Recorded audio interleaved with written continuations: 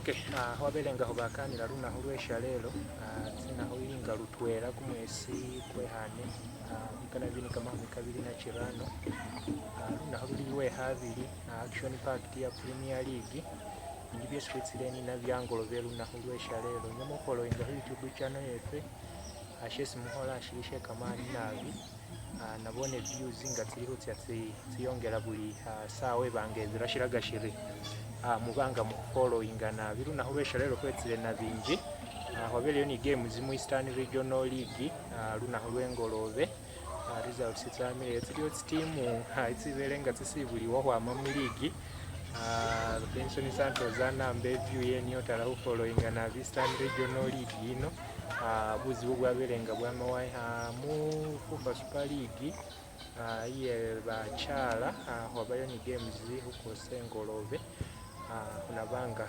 hololaho mpira acho games tsanda 17 tsili hutya mumoni mu Morocco Uganda yabange ba humiliated yano babawo mu program ya wele analysts bama bari Uganda inyaraho kupe timu ya Morocco shababa batufu Uganda yaba humiliated ihwitsa ni game ichindi against the neighbors kunabanga huchikani haho ate huli ni games mu Premier League na lweshalelo 3 games ono kai titsa husambiwa lunahu lweshalelo utsahubanga hutsilolelela mu bwangu ho kakase Eng Ivan Santos program sports arena nabelenga ambakanira shalelo hena nihile humuhono kumulai Benson Santos abanga uyanjulira baho kubona hana nihe program isi barekeresi efe balaini babandu ba following aho mikutu chihali ya chimikutu chenjawulo bayo wabakanisa ate huyongeraho basima alembuka yenye yesi mwayo mwabanga mu following sekakase Benson Santos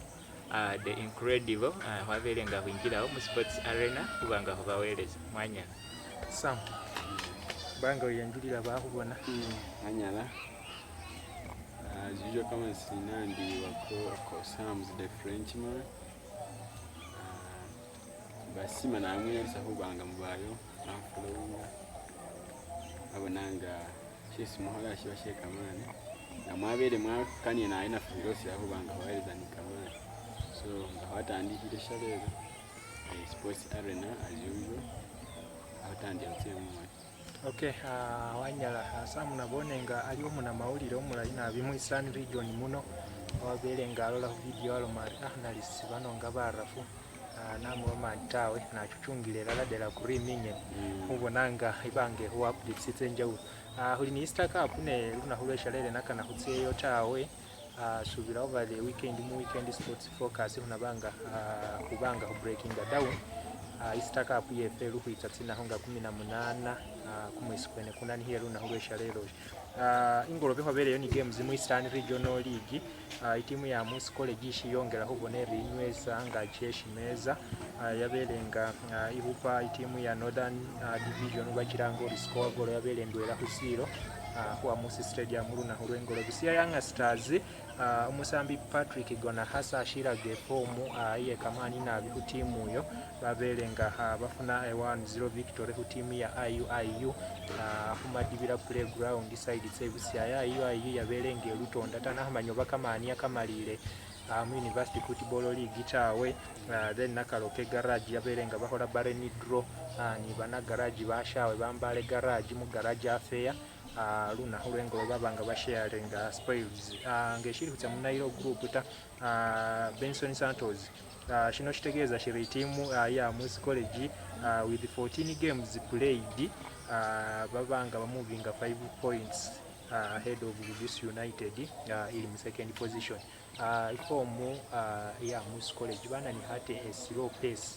hu season ya nyowa maybe issues itaba ku USSA this time we bouncing back stronger batala huba na be affected especially nga games za nationals tsana ni hetsa USSA number this time round ba solicitinga bubonero bumala huba nabari abanga besoga FUFA Big League nga natandihira bweneo mu Eastern Regional League. I think it is the best facilitated team within the region wetsile mu Bukede group lobanga wasili timu ya IU ili n'omundu umanyire byekimenya ate ili n'omundu ufayo hura itimu ya Mus College yo nga wabele huchimenyula menya nga this time round actually nabaho at one of their trainings nga nduhuba bonaho nenga they have a very good number of players besi subirande ngabe hwarusire hobe lisome ela still baliho ni basambi banyala baba representing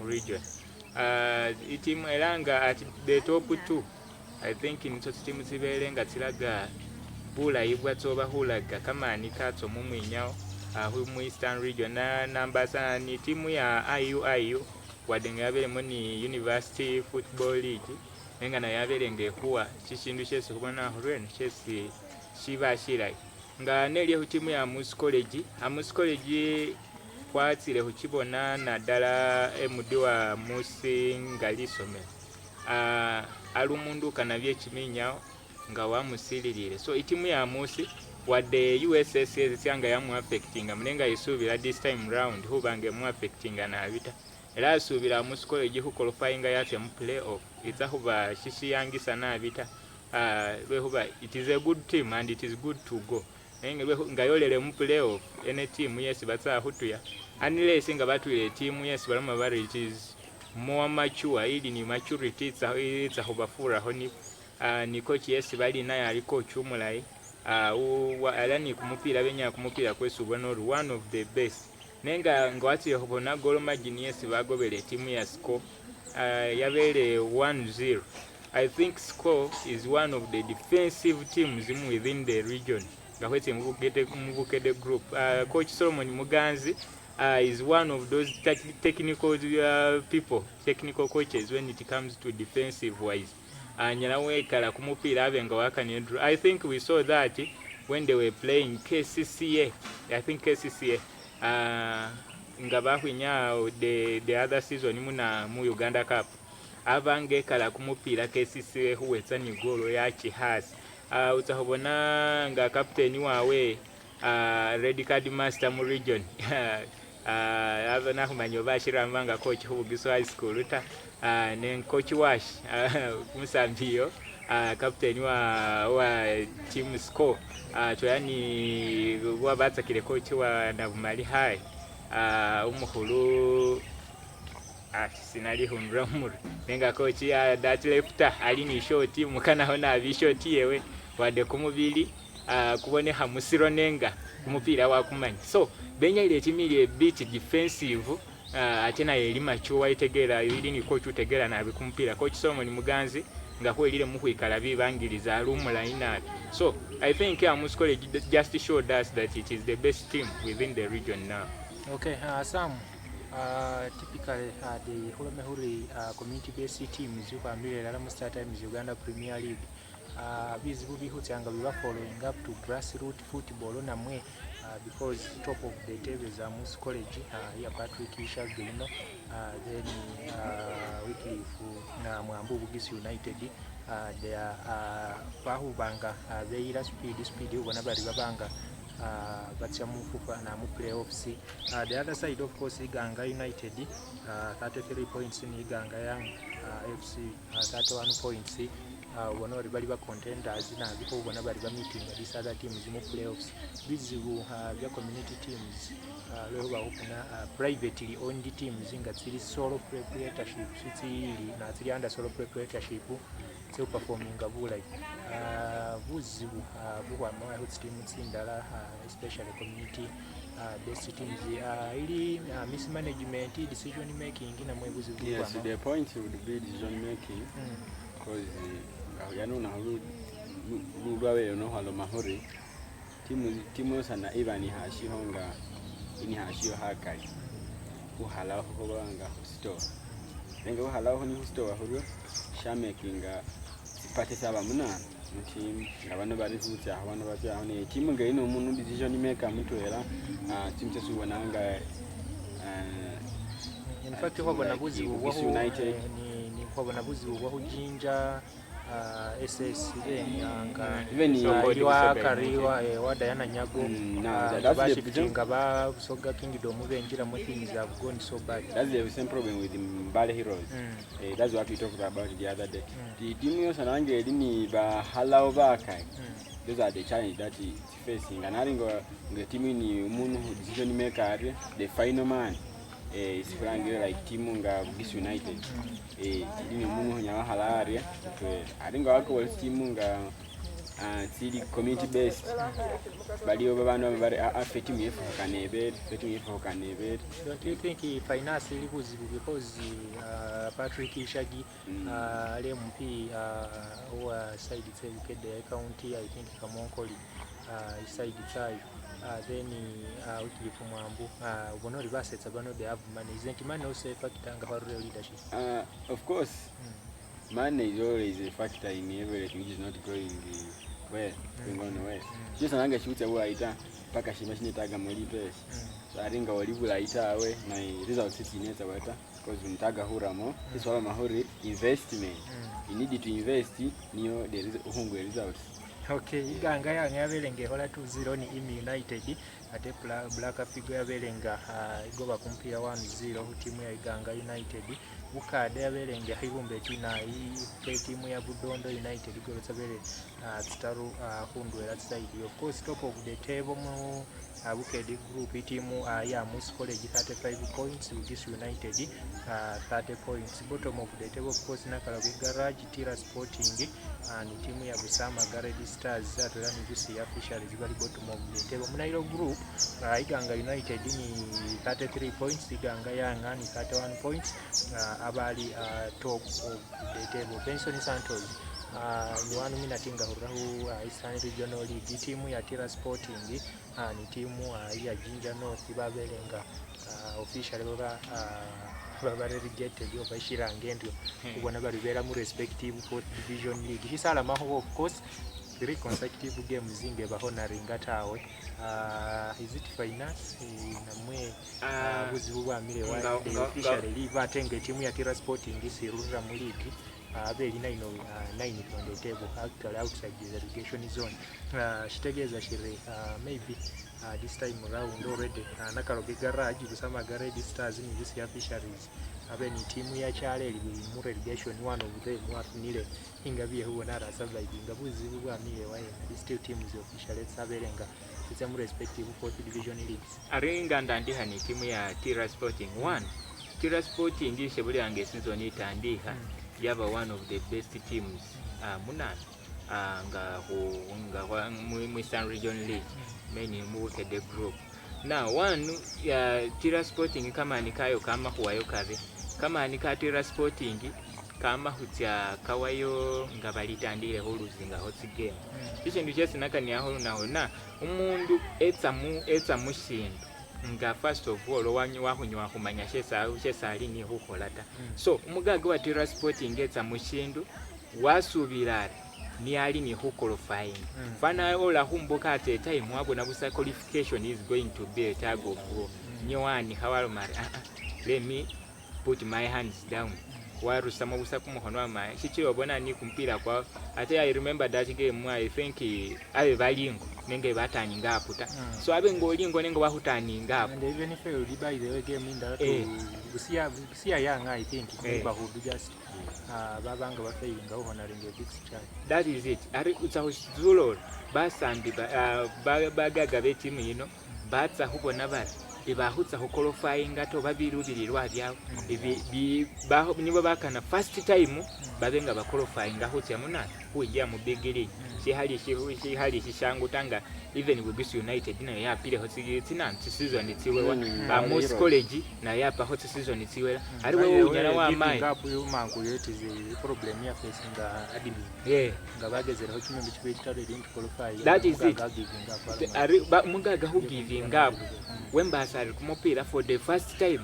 ulinyi hukufuna monga you have not even invested all that much should fufa ibengerayo ligambira maybe liro maliri ninge kila bali ni huba honi rated channel yositsana mubiye kumpira like ubona ni kufa president ni ba delegate abandi because isi kwabona ho aite wa Ruahiru nga was also as if a businessman tini ya Ruahiru right now one ali mu relegation wabone iso we can't guarantee that umuntu uhukola rent uli ni huba wamanya hubye kumupira nyo ni nge club.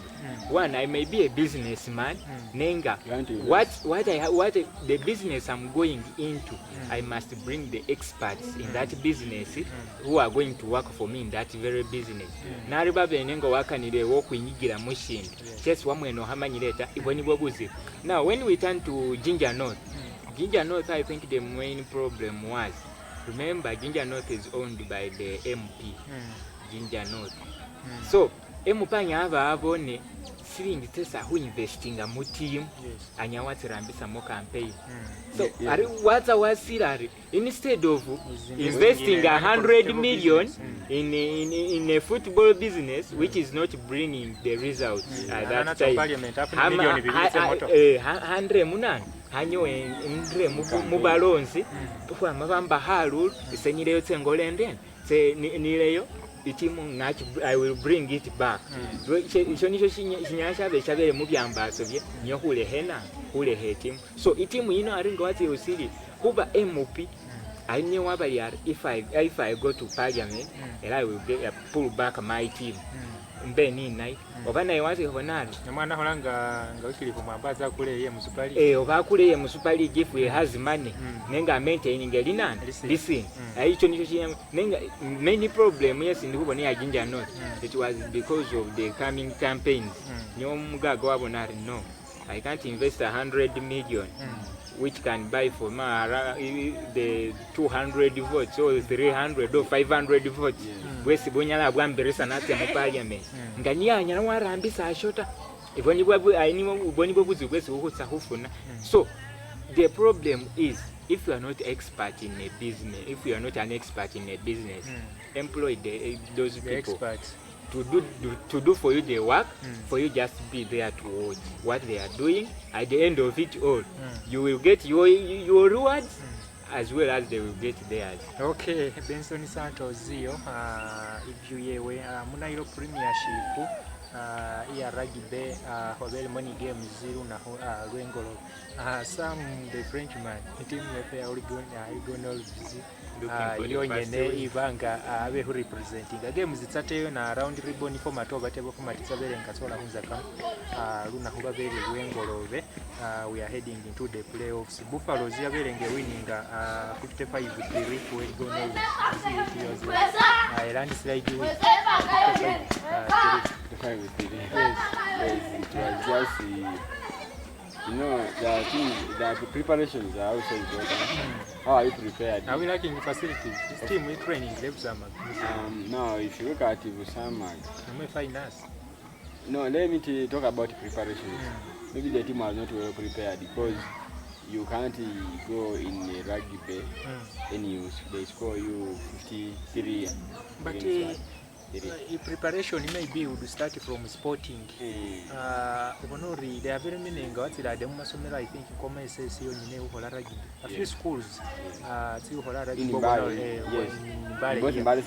Yes, don't you think who's sporting Abasambi feeding letting me with the players is very, very hard because we don't have the game in the region. Of course. It is concentrated mainly in Ginger. If you look at like Mbale district now, don't have schools which are doing rugby. Yes.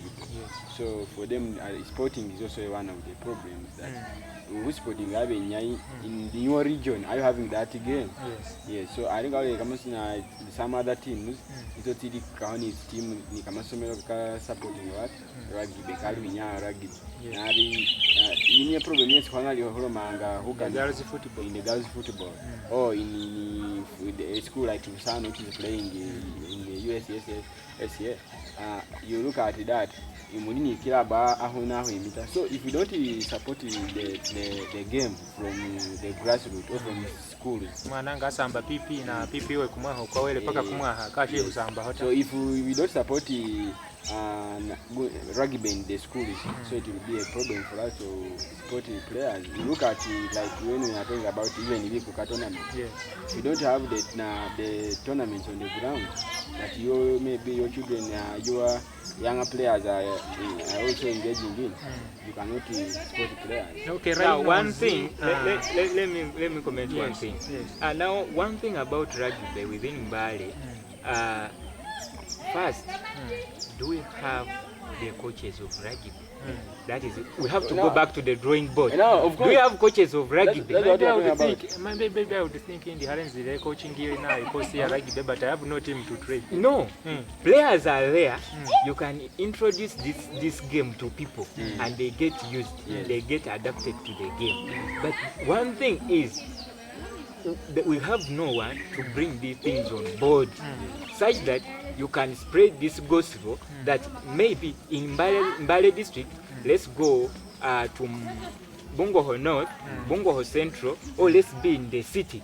We spot the players, like we create clubs, we keep on playing friendlies.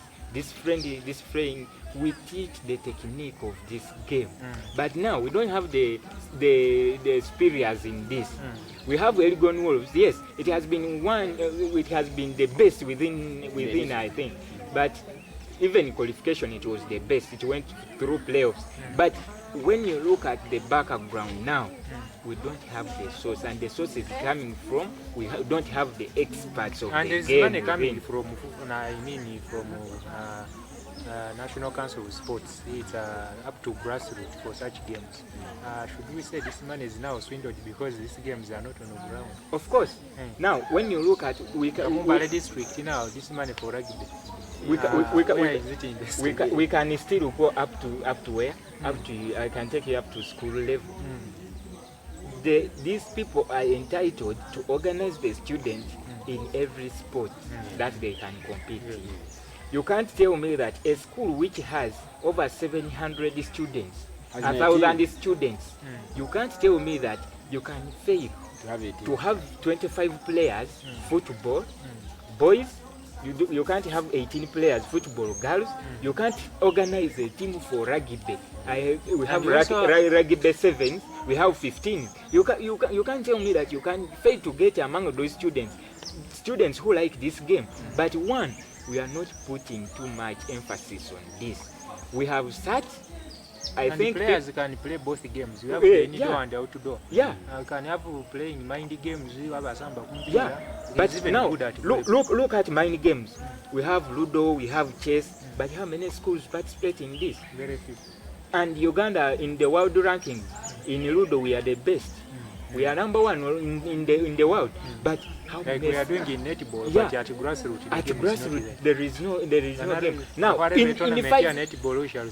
in 5 years time, we are going to suffer again in netball.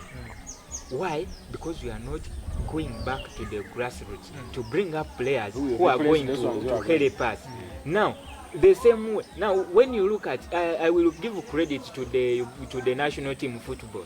One, what they have put in is they have put emphasis on scouting players. A Ugandan where Elio Caprados is in Italy. He has never featured for Uganda, but he has trained with the national team of Italy. We can bring him. Even though sporting these people of West Africa, now are we also doing like we are getting the techniques? We are now going to we are going to the drawing board. We must go back to the drawing board. And emphasis must go to this organization, this association. Our boy who was in Man City? FUBA, they have to do their best. And let's sport spread, players. not even sporting. Before you spoil those ones who are outside the country, let's first put the games at the grassroots. So when you have these games at the grassroots level, we shall have Sams, the Frenchman. You will see him in football, you will see him in volleyball, you will see him doing a lot of stuff such that we can get the potential of someone. But now we are fixing students. Now, when we go and we try to make a roll call, like now we are calling each and every football player in Uganda. I think everyone in Uganda is a football player. But now, why is it that football is becoming more popular? Because FUFA has tried to manipulate football. That we have the 4th division, the 5th division, up to the district level. Now, This We game, also have we post-primary. have post-primary. We have cultural tournaments. Now, like everything, Ebika by'Abaganda, we have Basaza Cup in Busoga, we have Bikuka tournament within the Bamasava. So when you look at football, it has now become the game of everyone. But when you go to other games, chess, like now, you can move the whole sub-county, you can move the whole district, you get 2-3 players of chess. But it is a game. Mind game. But now what what do we have to what do we have to do? Go back to the grassroots. Who is going to go back? The federations, the associations. Setting the structures up Let's to regional set level, structures. district level. These things, let's stop saying we don't have finances. Use the little you have to finance these things. We have people who can offer these services at, even though at a free cost. You can just give a transport refund, and they do. Ginger is getting better in the game of rugby. Ginger Hippos, we have Walukuba Corporates, and team they are performing better. All of them. Ginger Hippos, this game was so tough on the Cobs. 23-24 team Cobs winning. Ijinga. Then Walukuba yabere na losing Victoria Sharks 18-13. Tehithens yabere nga afuna very good win 57-9 against the Eagles. Rhinos in Pirates still remain superior with a 49 against 10. Of course, Benson Santos, Eligoni Olus, the bottom of the table around the ribbon format. I don't think if they got any, they never got any win. Negative 500 is a 1 point difference. Yeah. We know the performance. But we must give them credit.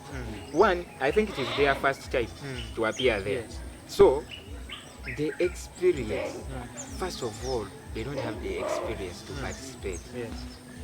That is one. The second thing, we never had the superiors of this. No, we are learning from the mistakes. So it has been so good. They have enjoyed the game. So let's go back to the drawing board. What should we do for Eligon Wolves? So if it is the players, what are we doing to get the players? And now, what teams must resort to? Cheaper players. Where are you getting the cheaper players? Groom your own. Teach the people the techniques. Teach the people from the lower levels. They get into your system. They are going to do for you the job. Leave alone these things. You see Nottingham Forest competing with Man City, competing with Liverpool. What kind of players do they have? They have average players. You say like 15 million. You get someone 15 million pounds. You go there. Kakis, the left back of Bournemouth. They bought him so cheaply, but now they are demanding over 50 million pounds. So we must learn from grooming our own. Grooming our own. That is expensive to buy. You are now we Elgon Wolves go to Cops and they buy a player. So expensive. Okay, Black Pirates Yamali top of the table 49 points. KCB Cops Bamali with 44 points. Mushahabili Ginger Hippos. What a good season for them. Bamali with 40 points. Mushahataru Platinum Credit Tibano Hithen Zivali sponsored by Platinum Credit. Bamali with 37 points. Victoria Sharks with 30. Team ya Rhinos Yamali with 29. Team ya Toyota Buffaloes Bamali with 27 points. Sato closing a playoff zone. Team ya Walukuba Barbarians. Zibano two teams from Ginger Hippos in team ya Walukuba Barbarians. They go to the playoff season. Ubona bali babanga bafuna champion nisibuli ukubona of course kumpira kwa rugby bamalire usambe tebo bali ukobola babone bali top 8 babanga batya mu quarter final stage babenga basamba paka bafuna champion. Benson Santos stand big Black Pirates ni timu ya Walukuba Barbarians batsa kubanga betu ya quarter final. Who wins this game? I think Pirates has an upper hand, but we don't know. But we don't know what Waluko is preparing. You know, when we go to playoffs, it is a bit difficult. The lucky one takes it. Yes. So we don't know, but I think Pirates will take. That's great. Number 2 versus Wamali.